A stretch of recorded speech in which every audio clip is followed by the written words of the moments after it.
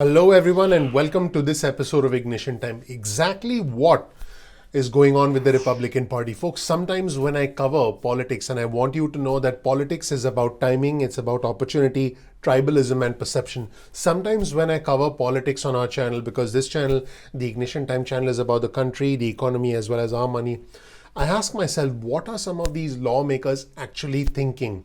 Are they actually thinking about the needs of their constituents? Are they thinking about the needs of the residents, the citizens that they represent? And sometimes I have to tell you, in my opinion, the answer to that question, unfortunately, is no.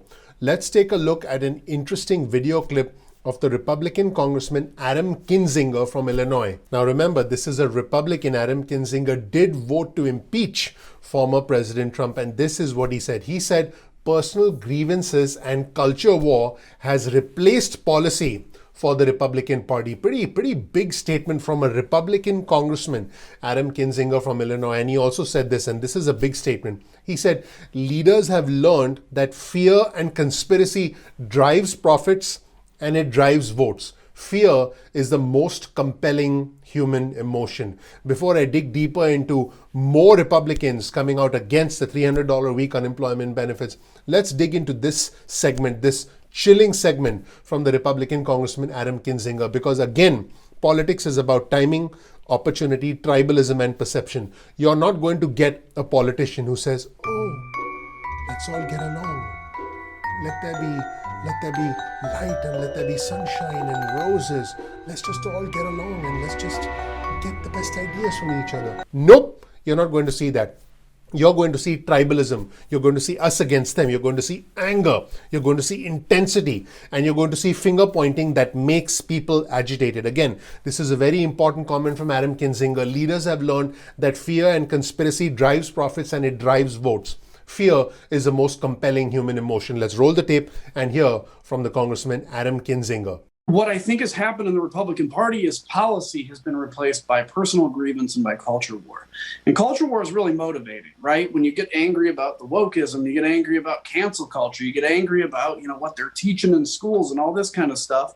It really can overtake you that all you want to do is just destroy the other side of the aisle. And that's what the problem is leaders for the last 10 years have learned that fear and conspiracy drives profits and it drives votes. Fear is the most compelling human emotion. Now let's shift gears and take a look at what different Republican governors are up to. I've already covered the news on our channel that the states of Montana, South Carolina, and Arkansas were choosing to end the $300 a week unemployment benefits early because according to them, it encouraged individuals to stay at home and not work. The math suggests that an individual who was previously making less than $32,000 a year, and ironically, these individuals are in the travel, leisure, hospitality, and entertainment industry.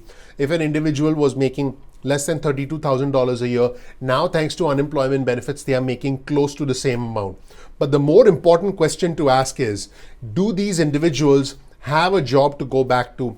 Can they go back to work safely? Those are the questions that lawmakers are not answering. Life isn't black and white. This isn't about, hey, if you make less than a certain amount, you're lazy or you want to stay at home. It is not as simple as that. But Republican lawmakers are now starting to take away the $300 a week unemployment benefits booster.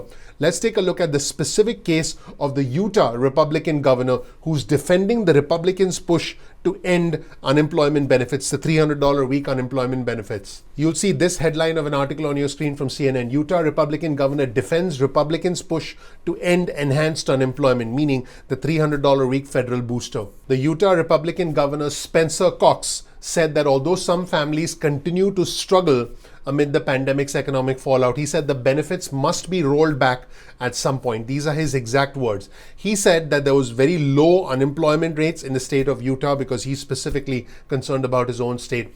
And what Cox told CNN was that the biggest problem in Utah was finding workers for unfilled jobs. And he said that officials have found that the federal jobless benefits, including the $300 a week federal booster that was instituted to help individuals while they could not work is a disincentive. His exact words, it's a disincentive. He said it is a terrible jobs report, referring to last Friday's jobs report. And he said, but that's what happens when we pay people not to work. And he said, there are families struggling. We want to help them out, but at some point we have to roll that back. Wow. Let me know what you think of the comments from the Utah Republican governor and his overall notion about a disincentive, about paying people not to work. Folks, I've mentioned this before on our channel. I believe this comes down to two things. Number one, the availability of your job.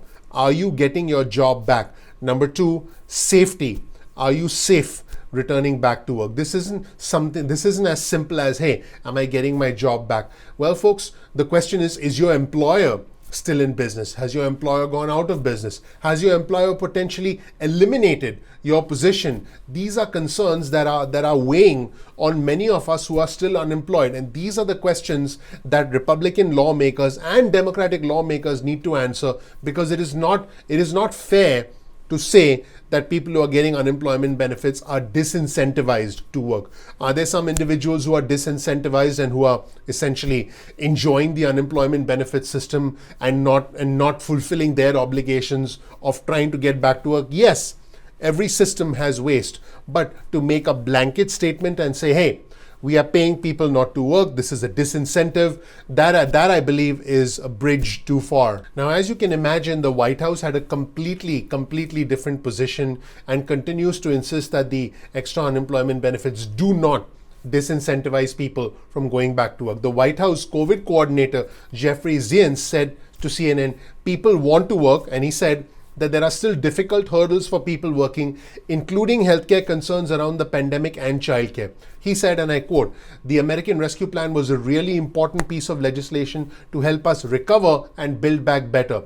This is what Zients said. Now, the Commerce Secretary, Gina Raimondo, also defended the $300 a week unemployment booster. She said that it does not prove that people are not working. She said there's no link between the unemployment booster and the fact that it's people are not going back to work. She said this, and I quote, "Obviously, we are monitoring that, but at this point, there's nothing in the data that would suggest that the reason people are out of work, that is the reason people are out of work, the unemployment benefits." And she said the benefits had been, I quote, "a lifeline for survival for unemployed workers during the pandemic." Let me know whether you agree with the comments of the Commerce Secretary Gina Raimondo, or whether you agree with the Utah Republican governor about a disincentive, the $300 a week becoming a disincentive for people to go back to work. My position about this is those who need help the most should get it. I believe lawmakers need to do better at identifying individuals who have been left behind as a result of the pandemic. Potentially an income gap, potentially people making below a certain income level in industries and sectors that have been severely impacted. Potentially people whose employers are still open and whose employers are calling them back to work. If an individual has their job back, has their job offer back, and the employer is making every possible effort at ensuring workplace safety, and if that can be identified, that can be a criteria for individuals to receive unemployment benefits or not. However, what happens to those whose jobs have been eliminated permanently, whose positions have been eliminated, whose employers have gone out of business, whose employers are essentially downsizing? What happens if that employer hasn't opened yet? These are things that need to be tackled, and these are questions that need to be answered by both Republican as well as Democratic governors. Please click the like button, please subscribe, please enable notifications. That is your way of supporting our channel. I want you to know I really appreciate you. If you learned something new from this video, again, please click like, subscribe, and enable notifications. Also follow me on Twitter. You'll be able to keep up with all the latest news that I'm reading, because I retweet important information in real time. It's almost like getting a breaking news alert directly from me. Thank you so much for watching. I appreciate you. I'm looking forward to seeing you in the next episode of Ignition Time. Take care. Bye.